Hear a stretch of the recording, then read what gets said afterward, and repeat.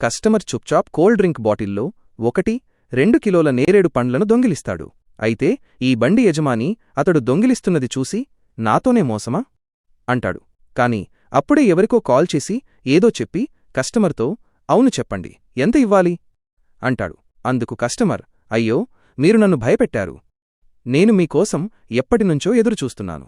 మీరు ఈ బండి కింద కూర్చున్నారు అంటాడు. అయితే నేరేడు పండ్లు అమ్మే వ్యక్తి నిజానికి నేను ఇంటికి వెళ్లే సమయమైంది. ఇంటికి వెళుతుండగా బండి మోటార్ పాడైపోయింది. అప్పటినుంచి కింద కూర్చుని దాన్ని సరిచేస్తున్నాను అంటాడు. అప్పుడు కస్టమర్ ఎంతకిస్తున్నారు అంటాడు. నేరేడు పండ్ల వ్యాపారి కిలో 250 రూపాయలు. కావాలంటే చెప్పండి అంటాడు.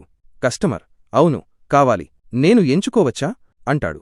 నేరేడు పండ్ల వ్యాపారి ఉదయం నుంచి సాయంత్రమైంది. పైగా బండి మోటార్ పాడైపోయింది. ఇంటికి ఎలా వెళ్లాలో అర్థం కావట్లేదు అంటాడు. అప్పుడే కస్టమర్ని కొద్దిగా కోల్డ్ డ్రింక్ అడుగుతాడు తాగడానికి. కాని కస్టమర్ లేదు మా ఇంటికి అతిథులు వచ్చారు, అందుకే మేము కూడా తాగడం లేదు, మీకు ఎలా ఇవ్వను అంటాడు. అప్పుడే మరో కస్టమర్ వచ్చి సోదరా నాకు 1 కిలో నేరేడు పండ్లు ఇవ్వండి అని తీసుకుని వెళ్ళిపోతాడు. ఆగునైనా నన్ను చూసి విస్మరించకు, లేకపోతే నీకు చెడు సమయం వస్తుంది. ఒక్కసారి కామెంట్లలో హర్ హర్ మహాదేవ్ అని రాసి వీడియోకి ఒక లైక్ చేసి ఛానల్ను సబ్స్క్రైబ్ చేయి. నీ ప్రతి కోరిక నెరవేరుతుంది. మరొక కస్టమర్ వచ్చి సోదరా నేను మొత్తం నేరేడు పండ్లను కొంటాను, ఎలా ఉన్నాయి ఎంత ఉన్నాయి చెప్పండి అంటాడు. అప్పుడు నేరేడు పండ్ల వ్యాపారి సోదరా కిలో 250 రూపాయలు, ఈ బండి మొత్తం పండ్లు 80,000 రూపాయలు అవుతాయి అంటాడు.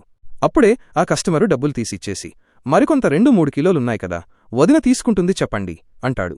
అప్పుడు ఈ కస్టమర్ నేను కూడా అమ్మేస్తాను అని అనుకుంటాడు. నిజానికి ఆ నేరేడు పండ్లు అమ్మే వ్యక్తి ఆ కస్టమర్ని పట్టుకుని కొట్టడానికి చేసిన ప్లాన్ అది.